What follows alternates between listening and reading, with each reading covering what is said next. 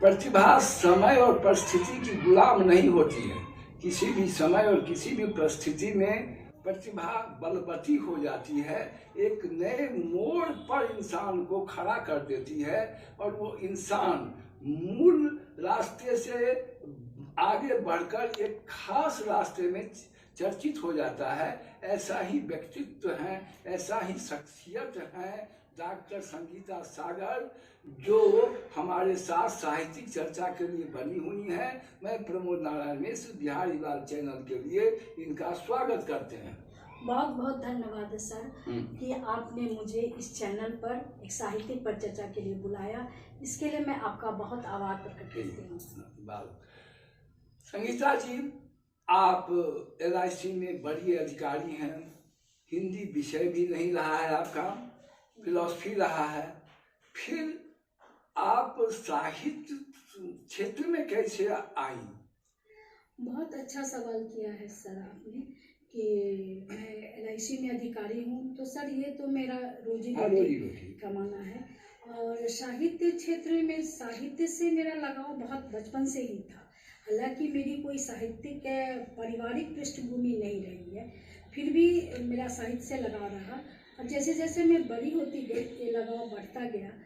और सच मानिए तो जब 2006 में मेरी माँ की मृत्यु हुई तो माँ की मृत्यु के बाद मैं इतनी ज़्यादा मर्माहत हो गई कि इतनी छटपटाहट होती थी मेरे अंदर, इतनी बेचैनी होती थी कि मैं बता नहीं सकती थी।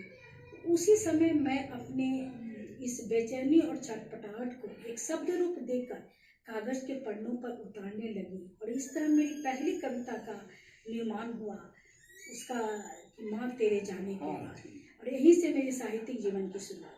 मतलब कहने का अर्थ है अप्रत्यक्ष या प्रत्यक्ष माँ ही आपके साहित्यिक प्रेरणा बनी। ठीक है कि उनके जाने के बाद, उनके वियोग में, उनके गम में आपने लिखना शुरू किया, लेकिन माँ ही आपकी साहित्यिक प्रेरणा रही। खैर, अब मेरे मन में प्रश्न उठता है कि अभी तक आपकी साहित्यिक उपलब्धियाँ क्या सब है? सर, मेरा साहित्यिक सफर कोई बहुत लंबा नहीं है, लेकिन इसमें मेरी साहित्यिक उपलब्धियाँ ये रही कि मैं 2021 के जनवरी में मॉरिशस के लिए मेरा चुनाव हुआ और उसमें एक आलेख दिया गया था लिखने के लिए, लिख के दिए, उसी आलेख के आधार पर मेरा चुनाव हुआ और मैं मॉरिशस भी वहाँ जाकर अपना कविता पाठ की। और 2024 में भी मेरा चुनाव दुबई जाने के लिए किया गया है और पटना के भी साहित्य से हिंदी साहित्य संस्थान से मेरा नाम चयन किया गया और मुझे वहाँ पुरस्कार। बहुत अच्छा। अब मैं यह जानना चाहता हूँ कि नई पीढ़ी जो इस क्षेत्र में आना चाहती है उसे क्या सलाह देंगी आप?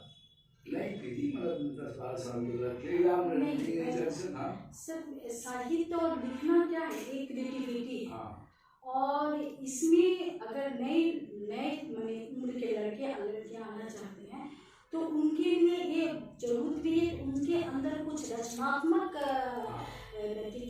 कौशल का विकास होगा, रचनात्मक उनका योगदान समाज को भी मिलेगा और ये एक रचनात्मक योगदान ऐसा है जिससे उनके संपूर्ण व्यक्तित्व का विकास हो।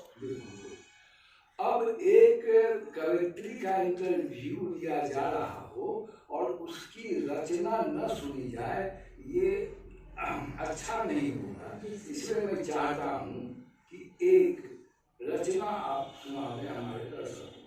जी सर, बहुत अच्छी बात है सर। मैं चूँकि ये साहित्यिक परिचर्चा है और मैंने अपने साहित्यिक सफर की शुरुआत की चर्चा भी की है, इसलिए मैं अपने पहली कविता जहाँ से मेरी साहित्यिक शुरुआत हुई मैं वही कविता पढ़ना चाहूँगी जो है माँ तेरे जाने के बाद। माँ तेरे जाने के बाद उग आए हैं ढेर सारे जंगली घास मेरे आसपास।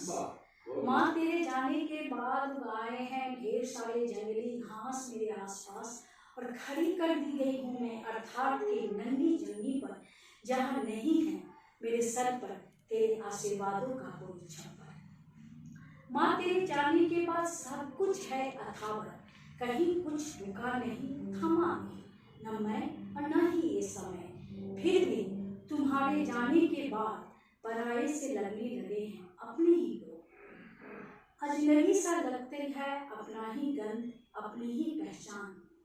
अर्थहीन सा लगता है ये संसार, अर्थपूर्ण लगता है तो सिर्फ, अर्थपूर्ण लगता है तो सिर्फ ये लकड़ी, ये मिट्टी, ये आग जिसमें समर्पित कर दी गई हो तुम, माँ जिसमें समर्पित कर दी गई हो तुम। बहुत अच्छी रचना माँ के प्रति आपने सिद्ध कर दिया है कि माँ अच्छी बुरी नहीं होती, माँ सिर्फ माँ होती है। और अब लोगों को इंतजार यह होगा कि माँ और मैं किताब को पढ़ूं, क्योंकि माँ पर केंद्रित पुस्तक है। इसका इंतजार है, लगता है कि बहुत जल्द इंतजार खत्म होगा। और आपने हमारे चैनल के लिए संगीता जी बहुत समय दिया, इसके लिए आपको बहुत बहुत धन्यवाद, आभार। बहुत बहुत धन्यवाद।